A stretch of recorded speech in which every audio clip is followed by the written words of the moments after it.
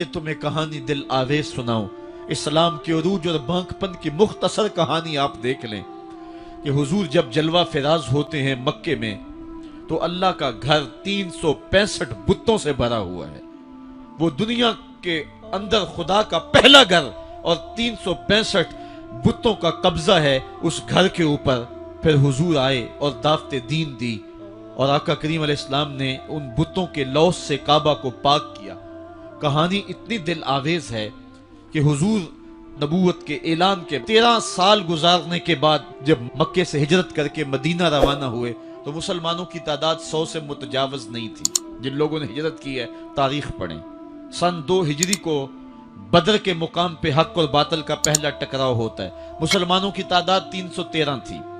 جو لوگ گھروں میں تھے ان کی تعداد بھی ساتھ شامل کر لیں، بچے اور خواتین بھی شامل کر لیں، 600-700 لوگ بنتے ہوں گے۔ اور 8 ہجری کو فتح مکہ ہوا اس واقعہ کے 6 سال بعد۔ تو فتح مکہ کے موقع پہ مسلمانوں کی تعداد جو سپاہیوں کی تھی وہ 10,000 تھی۔ اور پھر 8 ہجری کو یہ واقعہ ہوا ہے تو 10 ہجری کو حجۃ الوداع ہوتا ہے۔ 10 ہجری کو حضور کے سامنے جو لوگ بیٹھ کے خطبہ سن رہے تھے ان کی تعداد 1,44,000 تھی، اور جو گھروں میں لوگ شامل تھے ان کو بھی ملائیں تو 6 لاکھ تک پہنچتی ہے۔ حضرت صدیق اکبر رضی اللہ تعالیٰ عنہ 2 سال 2 ماہ اور کچھ دن تخت خلافت پہ رہے ہیں، اور آپ کے ادوار کی فتوحات کو اگر اس کی ایوریج نکالیں تو ایک دن میں 80 مربع میل علاقہ روزانہ فتح ہوتا ہے۔ حضرت عمر کا دور دیکھیے، حضرت عمر کے زمانے میں اسلامی حدود 23 لاکھ مربع میل تک پھیل گئی ہیں۔ محمد بن قاسم جب سندھ میں آیا ہے تو یہ بہت بعد کی کہانی نہیں ہے، یہ 92 ہجری کی کہانی ہے۔ ابھی صحابہ موجود تھے۔ ادھر اندلس کے دروازے پہ طارق بن زیاد دستک دے رہا ہے تو وہ تابعی ہے، اور یہ بھی 92 ہجری کی کہانی ہے۔ ادھر سندھ تک مسلمان پہنچ گئے، ادھر وہاں تک پہنچ گئے۔ آپ چائنا میں جا کے دیکھیں، حضرت سعد بن ابی وقاص صحابی کی قبر وہاں ہے، وہ وہاں تک پہنچے۔ ماوراء النہر کا علاقہ بھی فتح ہو گیا، ادھر آرمینیا تک پہنچے۔ یہ تھوڑے سے عرصے کے اندر عظیمتوں کی کیسی داستان رقم کی۔ اقبال تڑپ کے کہتا ہے، دی ازانے کبھی یورپ کے کلیساؤں میں، کبھی افریقہ کے تپتے ہوئے صحراؤں میں، دشت و دشت دریا بھی نہ چھوڑے ہم نے، بحر ظلمات میں دوڑا دیے گھوڑے ہم نے۔ آج دیکھیں جا کر کے جبل طارق کو، جہاں وہ 500 قدوسی وہاں نکلے تھے، وقت کے حکمران نے اپنے جاسوس کو بھیجا، دیکھ کیا وہ کون لوگ ہیں، کہاں سے آئے ہیں اور کتنی تعداد ہے۔ تو جا کر کے جاسوس نے کہا پتہ نہیں زمین سے نکلے ہیں یا آسمان سے اترے ہیں، اور ان کی تعداد 500 سے آگے پیچھے ہے۔ اور پھر ان 500 لوگوں نے یورپ کے دروازے میں داخل ہو کر کے حق اور باطل کے اس مارکے کے اندر وہ عظیمت کی داستانیں رقم کی کہ اقبال خراج پیش کرتے ہوئے کہتا ہے، یہ غازی یہ تیرے پراسرار بندے جنہیں تو نے بخشا ہے ذوق خدائی، دو نیم ان کی ٹھوکر سے صحرا و دریا، سمٹ کر پہاڑ ان کی ہیبت سے رائی، دو عالم سے کرتی ہے بیگانہ دل کو، عجب چیز ہے لذت آشنائی، شہادت ہے مطلوب و مقصود مومن، نہ مال غنیمت نہ کشور کشائی۔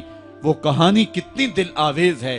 اے سرزمین اندلس ہے یاد تجھ کو، تھا تیری ڈالیوں پہ کبھی آشیاں ہمارا، چین و عرب ہمارا، ہندوستان ہمارا، مسلم ہے ہم، وطن ہے سارا جہاں ہمارا۔ پوری دنیا پر اسلام کے پھریرے لہرا رہے ہیں اور اسلام کے جھنڈے لہرا رہے ہیں۔ حضرت عمر رضی اللہ تعالی عنہ کا زمانہ ہے جب یروشلم فتح ہوا۔ حضرت ابو عبیدہ بن جراح رضی اللہ تعالی عنہ حضرت عمر کو دعوت دیتے ہیں کہ آپ مدینے سے چلیں اور یروشلم میں پہنچیں۔ حضرت عمر مدینے سے چلتے ہیں، کتنا بڑا قافلہ لے کر کے، کتنا پروٹوکول ہے۔ حضرت عمر اکیلے اور ساتھ ایک غلام، اور اونٹ بھی ایک، باری باری سوار ہوتے ہیں، کبھی غلام سوار ہوتا ہے کبھی عمر سوار ہوتے ہیں۔ حکمران تو وہ تھے لوگوں کی دہلیز پہ امن دینے والے، لوگوں کی چوکھٹ پہ جو ہیں وہ نور بانٹنے والے۔ آج کے حکمرانوں نے تمہیں رمضان المبارک کے اندر لوڈ شیڈنگ کا پیکج دیا ہے، اور آج بچے بھی تڑپ رہے ہیں اور جوان بھی سسک رہے ہیں، اور ماہ سیام میں جن اذیتوں میں قوم کو مبتلا کر دیا ہے وہ کسی سے مخفی نہیں ہے۔ और तुम्हें मैं हजरत उमर की कहानी सुनाऊं। हजरत उमर दिन को तख्ते हुकूमत पे बैठते थे और उनका तख्त को सोने जबरजद का नहीं था, मस्जिद नबवी की चटाई थी, और सारा दिन वहां बैठ के लोगों की बातें सुनते। और जब रात के अंधेरे गहरे होते, उमर भेष बदल के मदीने की गलियों का गश्त करते। कहा तुम्हारे घर से धुआं निकल रहा है और बच्चे रो रहे हैं, उनको खाना क्यों नहीं देती? कहने लगी उमर की जान को रो रही। उमर के पांव तले से जमीन निकल गई। कहा क्या हुआ? कहा 3 दिन से हमारे यहाँ खाने के लिए कुछ नहीं है, रोजाना बच्चे रोते हैं और मैं हंडिया के अंदर पत्थर डाल करके नीचे से आग डालती रहती हूँ कि बच्चे इंतजार कर करके सो जाएंगे, कम वक्त सो भी नहीं रहे, और वो पत्थर पकेंगे भी क्या, और मैं उमर की जान को रो रही हूं। हजरत उमर का कलेजा दहलने लगा।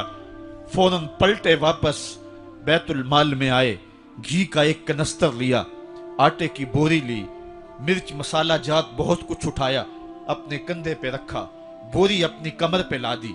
उमर बैतुल माल से निकले तो आपके खादम असलम ने देख लिया, आगे बढ़ा, कहा मेरे आका मैं उठाता हूं। उमर की आंखों में आंसू है। कहा असलम कयामत के दिन मेरा बोझ उठा लोगे? कहा कयामत के दिन तो अपना अपना बोझ उठाना पड़ेगा। कहा उमर को आज अपना ही उठाने दो। हजरत उमर वो घी का कनस्तर और वो आटे की बोरी सर पे उठाए हैं और उस खातून के घर जाते हैं और दस्तक देते हैं। वो जब देखती है उसकी जान में जान आ जाती है। कहा जल्दी जल्दी आटा गूंदो, और उमर सब्जी काटने लग जाते हैं। हजरत उमर रदी अल्लाह ताला अन्हो सब्जी तैयार कर देते, उधर आटा गुंद जाता है और फिर ऊपर चूल्हा रखा जाता है, चूल्हे के अंदर आग रखी जाती है, वो खाना पकाने लगती है, आग बुझती है। तारीख ने लिखा है आग बुझने लगती है, उमर झुक करके फूंके मारता है, उमर झुक झुक के फूंके मारता है। खाना पक गया और बच्चों के सामने खाना रख दिया, बच्चे खा रहे हैं। अब बच्चे रो रो के निढाल हो चुके थे। हजरत उमर अपने हाथों को और अपने घुटनों को और अपने पांव को जमीन पे लगा के, जिस तरह बकरी का बच्चा चलता है वेड़े के अंदर, कभी इधर चलते हैं कभी इधर चलते हैं, ताकि बच्चे मुझे देख के खुश हों और दिल में कहते उमर जितना रुलाया है अब इतना हंसाना भी पड़ेगा। तो कभी उमर अमीरुल मोमिनीन, ये मैं किसी आज के जो है वो लोगों के वोटों पे मुंतखब होने वाले हुक्मरान की कहानी नहीं सुना रहा, मैं उस उमर की कहानी सुना रहा हूं जो 23 लाख मुरब्बा मील का हुक्मरान है, आधी दुनिया का बादशाह है। हजरत उमर जो है जिस तरह बकरी का बच्चा चलता है, इस तरह अपने हाथ और अपने घुटने जमीन पे टेक करके जो है वो इस तरह चलते हैं। बच्चे उमर को देख के मुस्कुराते हैं। जब बच्चे मुस्कुराने लगे तो हजरत उमर ने उस खातून से कहा बुढ़िया उमर को माफ कर दे। उसने कहा तू इतनी हमदर्दी क्यों करता है?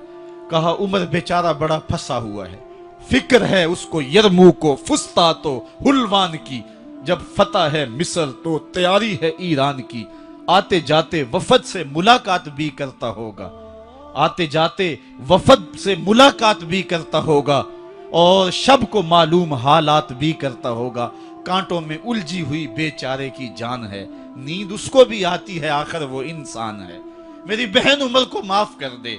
उसने कहा नाना उमर की बात मेरे सामने न कर, कयामत का दिन होगा, उमर का गिरेबान होगा और मेरा हाथ होगा।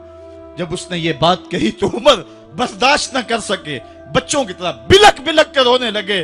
कहा वो बदनसीब उमर तेरे सामने है, आज ही कहला जो कहना है, कयामत के दिन मुझे माफ रखना। उसने कहा तू उमर है? कहा बदनसीब उमर तेरे सामने खड़ा हूं। मेरे उमर कहते हैं अगर दजला के किनारे एक बकरी का बच्चा भी प्यासा मर गया, उसका हिसाब भी उमर से लिया जाएगा। अल्लाह अकबर। मैं इस हजरत उमर की कहानी सुनाने लगा था। हजरत उमर निकले यरूशलेम में, एक ऊंट है एक गुलाम है, कभी वो सवार होता है कभी आप बारी मुकर्रर की है। जब करीब पहुंचे यरूशलेम के तो उमर की बारी नकेल पकड़ने की और गुलाम की बारी ऊपर सवार होने की आ गई। गुलाम ने कहा आका मैं मर्जी से अपनी बारी छोड़ता हूं, आप आ जाएं, दुश्मनों के मफतूहा इलाके में आ रहे हैं, ताजा ताजा इलाका फतह हुआ है, इस्लाम की शान व शौकत जाहिर हो। उमर ने कहा इस्लाम की शान व शौकत ऐसे जाहिर नहीं होती है, अपनी बारी पे तुम बैठोगे, अपनी बारी पे मैं बैठूंगा। लोग मुंतजिर खड़े हैं, دور سے جب دیکھا کہا اس کی ہیبت سے کانپتے تھے ہم، یہ تو کوئی حبشی لگتا ہے، رنگ کالا ہے، ہونٹ موٹے ہیں، اس سے تو زیادہ حسین اس کا غلام ہے جو آگے آگے چل رہا ہے۔ حضرت ابو عبیدہ نے کہا دھوکہ کھا رہے ہو، ہمارا آقا وہ نہیں ہے جو اونٹنی کے اوپر سوار ہے، ہمارا آقا وہ ہے جو لگام تھامے آگے آگے چل رہا ہے۔ حضرت عمر رضی اللہ تعالیٰ عنہ کو آگے بڑھ کے جابیہ کے مقام پہ حضرت ابو عبیدہ بن جراح نے استقبال کیا، تو حضرت عمر آگے بڑھے اور انہوں نے آگے بڑھ کر کے حضرت ابو عبیدہ کے دونوں کندھوں پہ ہاتھ رکھا، اور سنو حضرت عمر نے کیا کہا لا الہ الا اللہ انا کنا اذل قوم فاعزنا اللہ بالاسلام، کہا کہ لا الہ الا اللہ، اے ابو عبیدہ بن جراح، ہم ایک ذلیل قوم تھے اور اللہ نے ہمیں اسلام کی وجہ سے عزت عطا کی ہے۔ اور میں تمہیں ایک تاریخ ساز بات کہنے لگا ہوں، اور وہ یہ ہے کہ جب تک ہم اس عزت والے اسلام کے دامن کو تھامے رہیں گے ہماری عزت قائم رہے گی، اور جب اسلام کے علاوہ کسی اور جگہ سے عزت ڈھونڈیں گے تو رسوا کر کے رکھ دیے جائیں گے۔ یہ ہے وہ خلاصہ جو حضرت عمر نے امتوں کے عروج و زوال کا بیان کیا ہے۔ اس امت کو جو خیرات ملی ہے تخت و تاج کی، وہ پینٹاگون سے نہیں ملی، وہ واشنگٹن سے نہیں ملی، وہ وائٹ ہاؤس سے نہیں ملی، وہ محمد عربی کے جوڑوں کا صدقہ ملی ہے۔ اس لیے جب ہم نے اسلام سے انحراف کیا، پاکستان حاصل کیا گیا تھا، پاکستان کا مطلب کیا؟ لا الہ الا اللہ، ہم نے اس نعرے کو چھوڑ دیا ہوا ہے، ہم نے انحراف کر دیا ہے۔ آج ہماری نظریں مغرب کی طرف لگی ہیں کہ تخت و تاج اس سے نصیب ہوتے ہیں، اور دنیا کے اوپر ہم رسوا ہو کے رہ گئے۔ ہماری پستی، ہماری زبوحالی، ہماری ذلت کا سبب یہ ہے کہ جس جگہ سے ہمیں عزت ملی تھی ہم نے وہ مرکز ہی چھوڑ دیا ہے۔ اس مرکز حیات کو، اس مرکز زندگی کو، اس مرکز عزت کو ہم نے چھوڑ دیا ہے، اور دنیا کے اوپر ہم رسوا ہو رہے ہیں۔ انہی حضرت عمر کی کہانی ہے۔ وادی تہامہ سے گزر رہے تھے کہ بچوں کی طرح بلک بلک کے رونے لگے۔ کہا عمر جوان آدمی ہو اور بچوں کی طرح بلک کے رو رہے ہو؟ کہا تم نہیں جانتے، مجھے بچپن کی کہانی یاد آ گئی۔ کہا کیا کہانی ہے؟ کہا یہی عرض تہامہ تھی، میرے باپ خطاب نے مجھے 5 اونٹ دیے تھے، کہا انہیں لائن میں کھڑا کرو سیدھا۔ میں آگے والا سیدھا کرتا تھا، پیچھے والا ٹیڑھا ہو جاتا، پیچھے والا سیدھا کرتا، آگے والا ٹیڑھا ہو جاتا۔ میرے باپ خطاب نے مجھے بڑا مارا۔ کہا ایک عرب کے بیٹے ہو کہ تم سے 5 اونٹ لائن میں کھڑے نہیں ہوتے؟ کہا ایک زمانہ عمر پہ وہ تھا کہ اس سے 5 اونٹ لائن میں کھڑے نہیں ہوتے تھے، اور آج شرق سے لے کر غرب تک 23 لاکھ مربع میل کی حکمرانی، اور انسان بھی لائن میں کھڑے ہیں۔ یہ محمد عربی کے جوڑوں کا صدقہ نہیں ہے تو اور کیا ہے؟ عمر سے تو 5 اونٹ لائن میں کھڑے نہیں ہوتے تھے۔ تو یہ عزتیں، یہ تخت و تاج، یہ حکومتیں ہمیں حضور کی دہلیز سے ملی ہیں۔ جب ہم نے اس دہلیز کو چھوڑ دیا تو دنیا کے اوپر رسوا ہو گئے اور ذلیل کر کے رکھ دیے گئے۔